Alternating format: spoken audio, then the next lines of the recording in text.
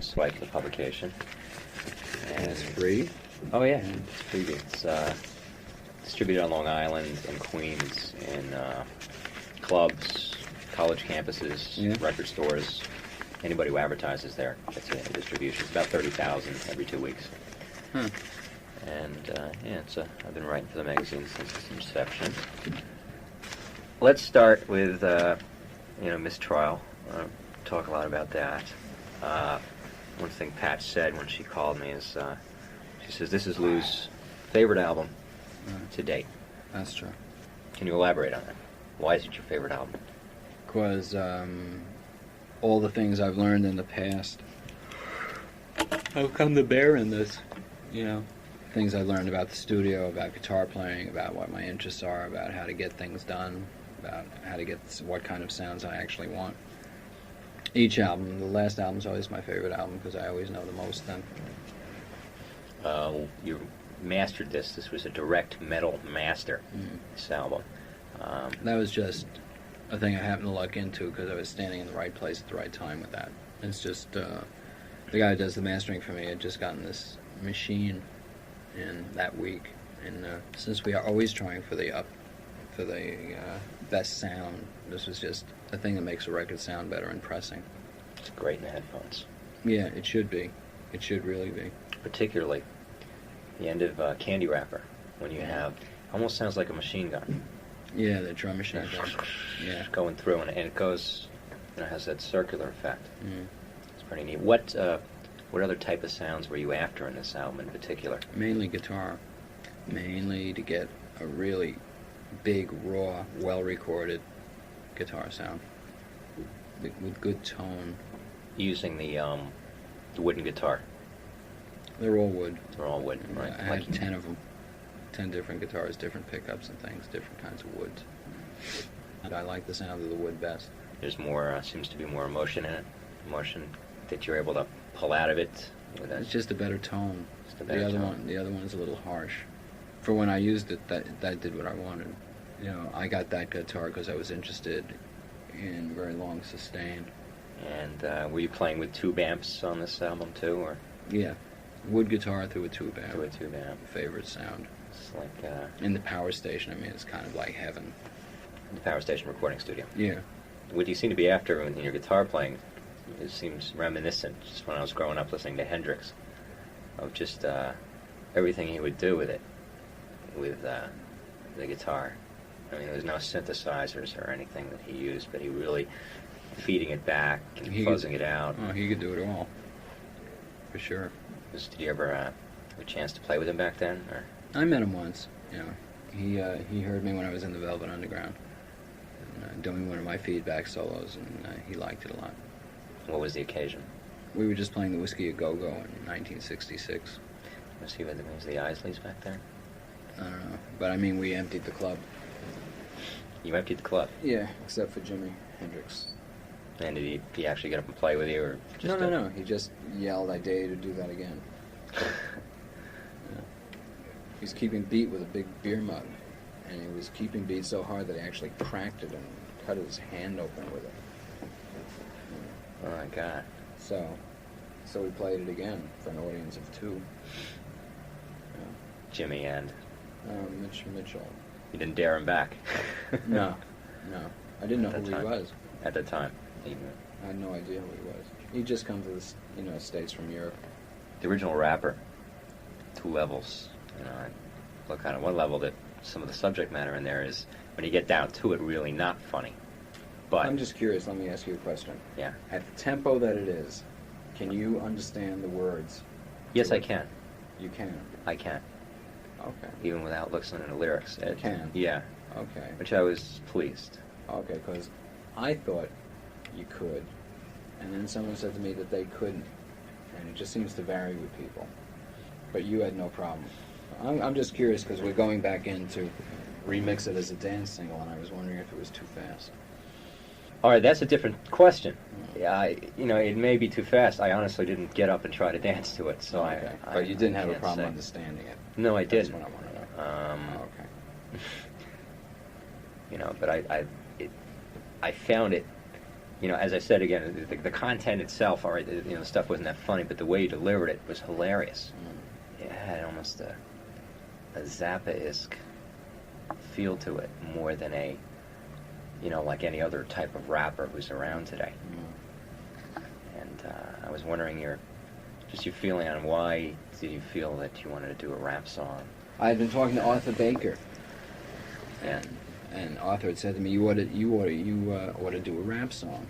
So, but this isn't really a rap song. It's really rock and roll with a couple of rap trimmings, but it's not really a rap song. It's like a rock and roll song with a rap in it. But I mean, I've been doing rapping all along. I mean, I don't have very limited number of notes in this voice. It's a rather tongue-in-cheek title. Think about it. Yeah, pun. You were doing it way back then. I remember you. I like the nice backing vocals by Ruben Blades. Oh, good. Did you hook up with him through Amnesty? Sun City. I met Ruben when we were doing the video for Sun City. That's when I first met him. One thing, thinking about the Amnesty and Farm Aid and Live Aid and Drive Aid and Sports Aid, and I think they're terrific. I think they're fun. I went to Live Aid. Are we reaching the point of saturation with these? No, I just think you can pick and choose the ones that you find yourself most sympathetic with and most attractive to you. I don't think we have to worry about that we have too many good causes. We will never have too many good causes. You can never do enough for all the problems that there are, but you can pick and choose that which seems most important to you. You don't have to partake in everything. I mean, do that which appeals the most to you. I had hoped, we would go to college kids, high school kids, school kids, because the primary purpose of the show was to attract new members. That was the primary goal, to make people more aware of Amnesty International and bring new members to it. Like classes in a high school political science class, like join Amnesty International, make as a project to write this dictator of that country and try to free a political prisoner. And that's, as far as I know, that's what came out of it. That's what we wanted to have happen. That's what happened. When you were hanging around backstage, did you get to talk to, I know there were a lot of stars back there and everything, but did you get to talk to any, people, real people out there to... We talked to a lot of political prisoners that we got to meet. People who had been freed precisely because of Amnesty International, or people who, while they hadn't been freed by Amnesty International, had been given some form of hope while they were rotting away in a jail because they would get letters from Amnesty International and they knew they weren't forgotten. And it was an amazing education to talk to these people because the freedoms that we have, I myself personally would find it so hard to believe some of these stories, except the fact the person was sitting right there telling me this is what happened. I wrote an article, they would say I wrote an article in a college newspaper and I was arrested the next day. I mean, it's hard, really hard for us to really grasp that, and then tortured in many terrible, terrible, terrible ways. And one of the things that gave these people hope and the strength to continue with the letters from Amnesty International saying, we know you're in there and we're trying to get your release, you're not forgotten. Believe me, it made a real difference. I talked to people. This is all for real. This really exists. This is something that everybody can do tomorrow. Be part of this. $25 a year. This is an organization that's been in existence 25 years. It's a really good one. If you don't belong to any organization, you could just belong to that one.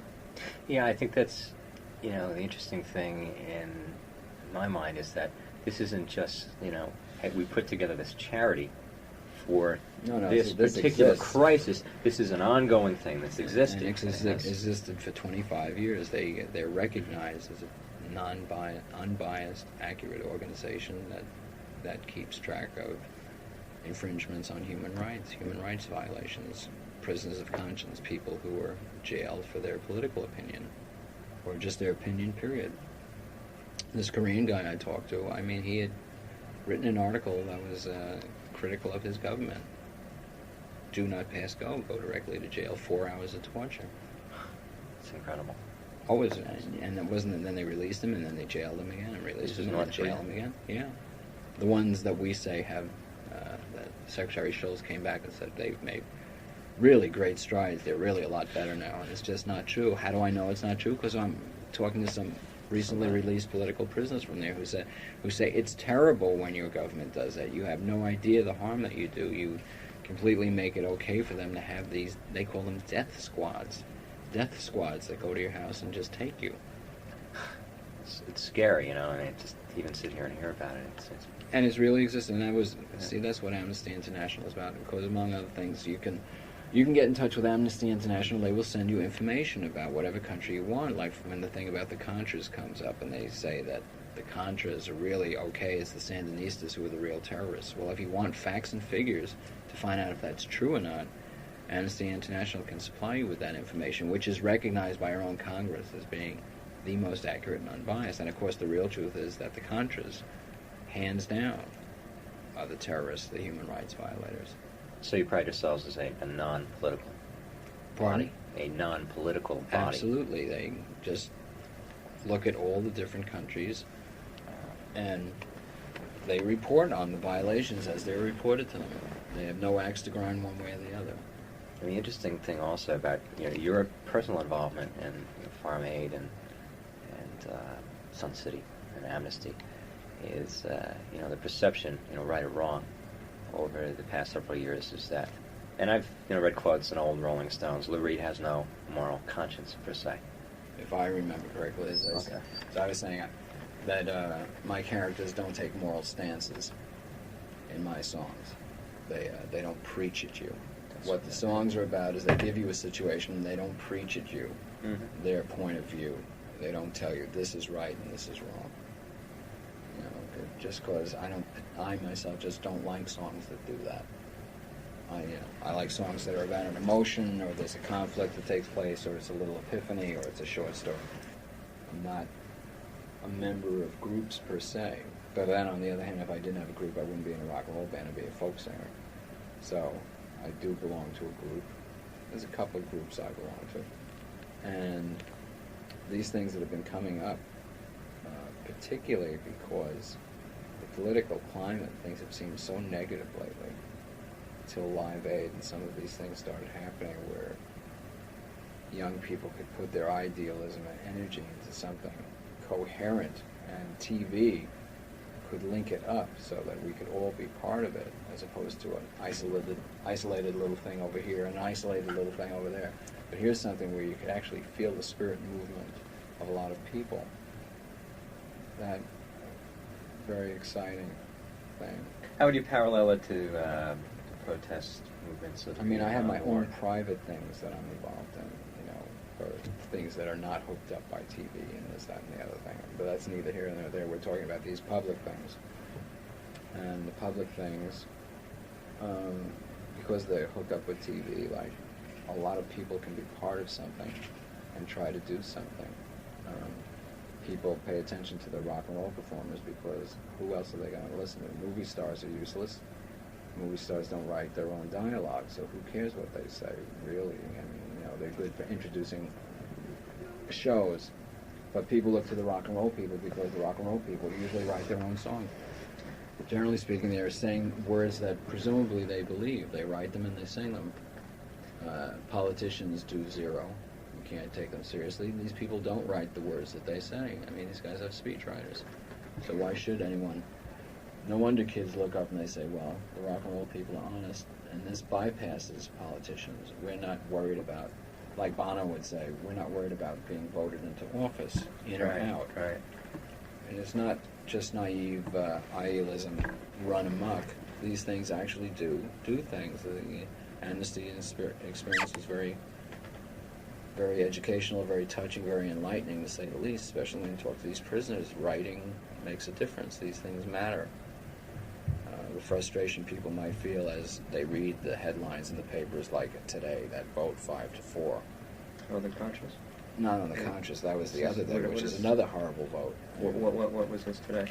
This was saying that the sodomy laws hold. Is this in Georgia? Right. But reaffirmed in the privacy of your own home. Is against the law. Which is absurd if you think about it on another level, because how can you enforce that?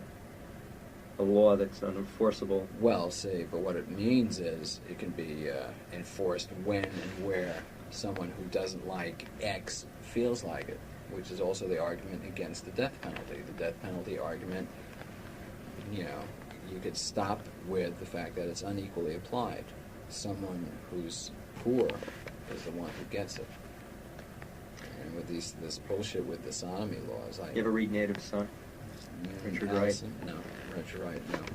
Yeah, it was the same type of injustice for the black man was associated with committing a crime. He was working for some, rich white family, and he got nailed for it. And he got nailed. The point was that he got nailed a lot worse than if it was a white man doing the same crime. Yeah, well, I mean, that's, when you're talking talking about the government using the death penalty to persecute minorities. It is not the death penalty applied equally to everybody, an eye for an eye. It's not what you're talking about. You're talking about it as a governmental tool to persecute poor people. Rich people do not get the death penalty. And this thing with the sodomy laws, you're talking about exclusionary bias. Nothing against the police, it's just they will be used to carry this out. On the say-so of God knows whom, picking X out and being able to invade your home. This is, something people should really be worried about. This is one more example of the right-wing tendency of the country under Reagan right now. Thing to really worry about. But there seems to be just a movement away, just people, kids in school, being over-concerned with getting out and making it in the real world, and just a very high corporate... Except you do amnesty, and they're out there, and see, there's a chance to see the other side of the coin. What amnesty was about, and farm aid, and all these things. I think they want to have something to put that time and that energy into. They just need the right excuse. Maybe they just need a little... they're young. They need a little exposure. Well, they need it to be there. It's important. It's a frustrating thing to just sit and let it go on. This thing in South Africa that we were talking about, Sun City, what's going on this minute as we speak, is a very scary situation. And you wonder, how much further must they go before we will finally use economic sanctions? How much worse does it have? But let's not talk about politics. Let's just, we'll just get hung up in. I'm getting a master's at night.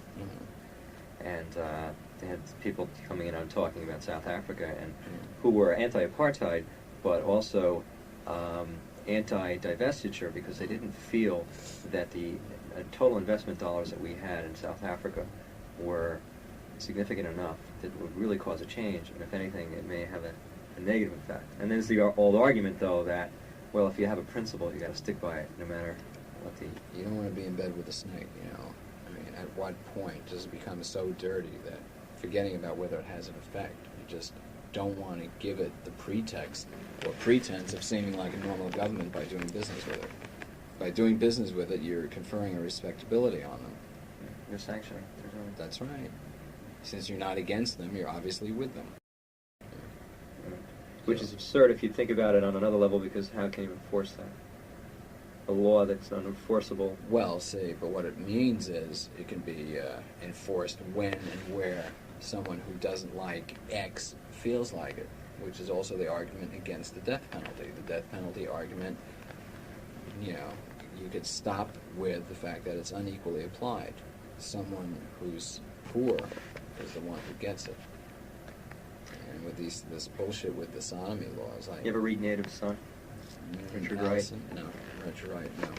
Yeah, it was the same type of injustice for the black man was associated with committing a crime. He was working for some, rich white family, and he got nailed for it. And he got nailed. The point was that he got nailed a lot worse than if it was a white man doing the same crime. Yeah, well, that's when you're talking death penalty, talking about the government using the death penalty to persecute minorities. It is not the death penalty applied equally to everybody, an eye for an eye. It's not what you're talking about. You're talking about it as a governmental tool to persecute poor people. Rich people do not get the death penalty. And this thing with the sodomy laws, you're talking about exclusionary bias. Nothing against the police, it's just they will be used to carry this out. On the say-so of God knows whom, picking X out and being able to invade your home. This is, something people should really be worried about. This is one more example of the right-wing tendency of the country under Reagan right now, I think, to really worry about. But there seems to be just a movement away, just people, kids in school, being over-concerned with getting out and making it in the real world, and just a very high corporate... Except you do amnesty, and they're out there, and see, there's a chance to see the other side of the coin. What amnesty was about, and Farm Aid, and all these things. I think they want to have something to put that time and that energy into. They just need the right excuse. Maybe they just need a little... they're young. They need a little exposure. Well, they need it to be there. It's important. It's a frustrating thing to just sit and let it go on. This thing in South Africa that we were talking about in Sun City, what's going on this minute as we speak, is a very scary situation. And you wonder, how much further must they go before we will finally use economic sanctions? How much worse does happen? But let's not talk about politics. Let's just, we'll just get hung up in. I'm getting a master's at night. And they had people coming in and talking about South Africa, and who were anti-apartheid, but also anti-divestiture, because they didn't feel that the total investment dollars that we had in South Africa were significant enough that it would really cause a change, and if anything, it may have a negative effect. And there's the old argument, though, that, well, if you have a principle, you got to stick by it, no matter what the... You don't want to be in bed with a snake, At what point does it become so dirty that, forgetting about whether it has an effect, you just don't want to give it the pretext or pretense of seeming like a normal government by doing business with it. By doing business with it, you're conferring a respectability on them. You're sanctioning. That's right. Since you're not against them, you're obviously with them. There isn't a half ground anymore. Just get back to the mistrial. Title the album for a minute. You want your albums to get another listen. Maybe people to understand Lou Reed. Not get a little bit past some of the image or what they might, some of the preconceptions they might have. But I think some of these albums are really awfully good, and that people would genuinely enjoy them if they got a chance to hear the damn things. I just, in one song alone, okay, and I know it's one of your most popular tunes, Walk on the Wild Side. I was talking to Jim Carroll a few years ago, after Catholic Boy had come out, and he was telling me about some of the characters in that song, and... they in fact existed. Yeah, Hollywood and Candy. They all used to hang out back at Max's, Kansas City. Where, I guess, from my perspective, I guess maybe one of the concerns is maybe you question whether the people, the subjects of these songs, maybe would have found them redundant. So maybe these songs would have been better appreciated by the people who are outside of them, who could, kids who could have a vicarious thrill through the characters in these songs. I don't know. I think of things as a writer, like just because the people really existed doesn't mean they in fact did what I said they did. For one thing, there's a lot of license taken in my songs, believe me. So. But do you understand how people might come to feel this way? The way they should feel is that it's absolutely verbatim the truth. That's the way it's presented to them. Hopefully, that's the way they take it. But in fact, there's a writer behind it, and then there's someone singing it who's acting. But these things are written. These things are written out. Well, it has to be flattering. It is up to a point when people start thinking that I'm actually mired in 1967 or 1973, whenever one of these songs came out, and that's it. They're like a walking time warp. I have other interests. I've moved on, for this, that, or the other thing.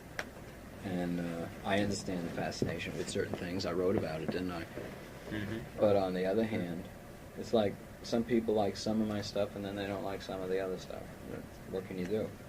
But I don't want to write about the same things over and over and over, particularly since I'm not always writing about myself. So I need outside material. Can't just write about me. I write about other people and what they do, and I don't hang around the same people all the time. I move around. So it's going to be different pictures, different things, but more or less New York oriented. I live here, and I have a place in New Jersey. Okay. No, for a couple of years now, I've had two places. Sometimes I want to get out of New York, so I go to New Jersey. Is that out in the country or Country. It's easy to ride out there. But are you getting enough sensory stimulation, as it were. Well, I'm in New York most of the time. So- I get more than enough sensory stimulation. I've got more sensory stimulation than I need, believe me. So, One of my if anything, I need less. my personal favorite songs of yours is New Sensations. It just feels good to me. That is a great writing song. It really is. And we thought so when we did it. That's why we had I think, well, I remember there was something we were doing with this like horn part, and I said to the guy doing it, I said, what is that funny sound like when you're riding on a highway or something and a truck passes you? And he said, that's a Doppler effect. Oh. So I said, can we have that on there? Because I knew it sounded like a riding song, just, out on the road riding around. And we did it. And it's interesting that people do listen to it that way, do get that feel off of it. It's a great line in here. It's very surreal. Some people are like human two-and-alls. A drag, a down. I wrote that, I just realized it about somebody. I mean, this was a person who, no matter what you told them, no matter how good it was, managed to find a negative to say. It was like always a down. And I suddenly realized it to this person like human two-and-all. When you try to clean your system out, you do it to people too. It's about emotional, in a lighthearted way. Just, rather than sit around being angry. Just get it off your chest. Yeah, right. But at the right moment. As a writer, do you ever, as maybe an exercise, or engage in stream of consciousness writing? Just write? That's how I write these things. That's totally stream of consciousness. I wouldn't call it stream of consciousness. I just stay out of the way. Like sometimes, I just let it go. It comes out all formatted. It comes out all rhymed. It comes out in order. It comes out the length it's supposed to be. It's interesting. See, I have a problem that I guess I'm still getting over, as a writer. If I'm driving a car and I can't write it down, to be able to trust myself that if it's good enough, it's going to come back. That's why God made the tape recorder. If you feel that way about it. Because, see, the thing is, you won't probably remember that one, but what you should remember is that there will be another one. You don't have to panic. There will be another one. But if it really bothers you, you get one of these little voice-activated dictaphones. Whatever makes it easy for you is what you should do. Being that in advertising and everything, I appreciate good commercials, and really liked your one from Honda. Great ad. Simplicity. I wished it could have been my video. That's how I would have liked my videos to be, like the Honda ad. It's the look of film, that incredible editing, all those exterior shots, the pacing, the look, the sheen, the gloss, and then me at the end, just 4 words. Perfect. Perfect. Writing sure beats walking. Mm-hmm. It's the bottom line, isn't it? In what sense? No, the bottom line is where the end shot was. Were you in front of the bottom line? Yeah, right. So I thought, a lot of people had said, hey, maybe he's sold out on us. Well, like, what does that mean? That I won't write songs about corpse? Really funny. Anything that would encourage people to go out and buy a Lou Reed record. People go out and try one of those Lou Reed albums that are sitting there in the record store. Albums that I think they would really like and that I really, really put a lot into making is something I would try to do to encourage people to do that. And trying to reach people that I can't get in touch with one way or the other. And on the subject of your albums, these reissues that are coming out on Polygram now, how do you feel about them? Are they true? Nothing I can do about them. There's nothing I can do about them. If I had my way, they would not come out, but I don't have my way. So. What would you rather have people do? What would you rather have them look for as far as? Well, I'd rather the wishes of the group were respected. If he didn't put it out, we must have had a reason. On the other hand, as a fan, I would imagine it's great to hear it because it's a great album.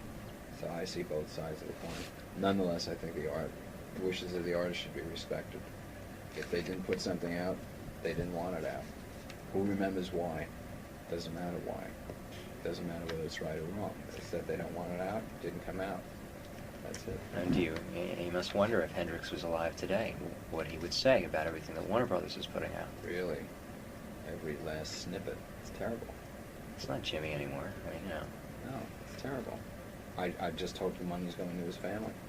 All right, let me just quickly run through these Star Spot, if you don't mind. Your favorite guitar? My favorite guitar is the guitar that I just got from John Sir at Rudy's Music that he built for me. It's a custom guitar. Favorite concert recollection? Amnesty. It'd have to be the Amnesty International. Okay, this may be a parallel question. Favorite cause? Well, you can say one or two. I mean, well, the Farm Aid cause is a great cause. I mean, it's almost pointless in a way, though, because there's no way the farmer's going to get out from under it, no matter what they do. Of course, you've got an administration, and that's against the farmer in the first place, and I would wonder if people who go to Farm Aid understand that, and as they're going into these things, that part of the thing is really political, because they're so pro-Reagan. Well, they should realize then that the person that they voted in so overwhelmingly, and I think they would vote him in overwhelmingly tomorrow, is one of the people who's doing it to them, in my opinion. Farm Aid, Sun City, Amnesty. Your favorite video? Yeah, and also, I mean, there's all kinds of things like the Animal Medical Center or something. It's an animal hospital in New York where they're open 24 hours a day if you ever have an emergency with your animal, your dog or your cat or something. It's a place you can go and you get, like, these top vets and things like that. Anyone who's ever had an animal to say that was run over by a car and you wonder if you could do something about it. Your favorite animal? Dog. In particular breed? Dachshund. Your favorite author? I would have to think. Well, I couldn't tell you that off the top of my head. Any favorite videos? You mean like Sledgehammer? I love it. It's another great use of the face. Just Peter Gabriel. Well, a little comment about your video.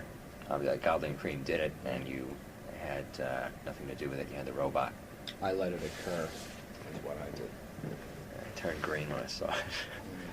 I'd once seen an autopsy, and it reminded me of it. And the pulling off of the face.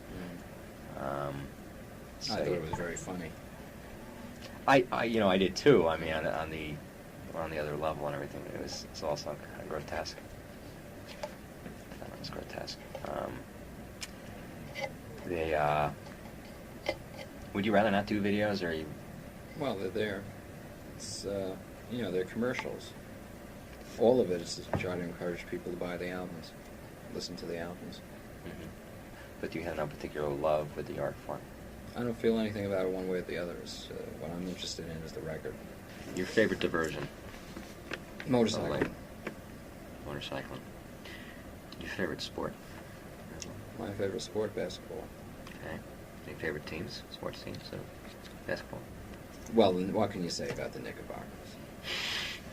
You're trying to forget what's going on. What can you say?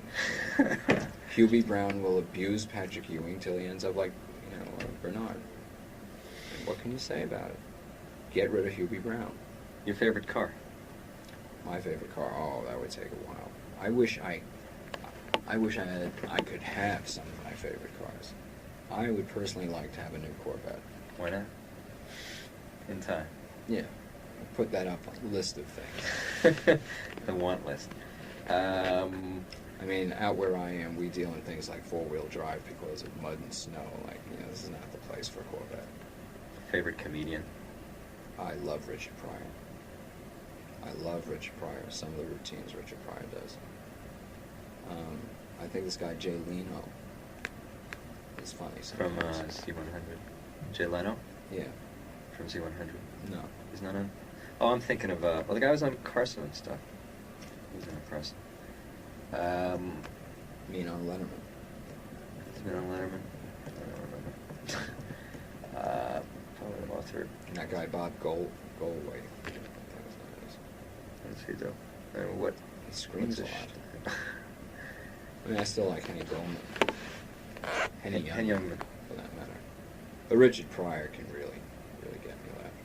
Your favorite movie? You have one? Favorite movie? The Cat People. The Cat People? The original. I don't know if it's my favorite. It's just always really stuck in my mind.